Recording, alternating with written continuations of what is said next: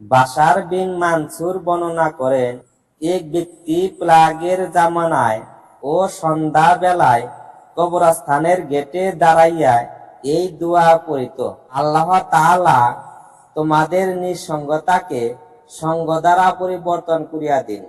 আল্লাহ তাআলা তোমাদের নিঃসঙ্গতাকে সঙ্গ দ্বারা পরিবর্তন করিয়া দিন এবং তোমাদের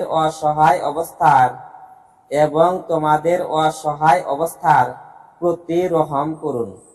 তোমাদের গুনাহসমূহ মাফ করুন এবং নেকিসমূহ কবুল করুন। এই দোয়া পড়িয়া সে প্রতিদিন চলিয়া যাইত। ঘটনাক্রমে সে একদিন পড়িতে পারে নাই।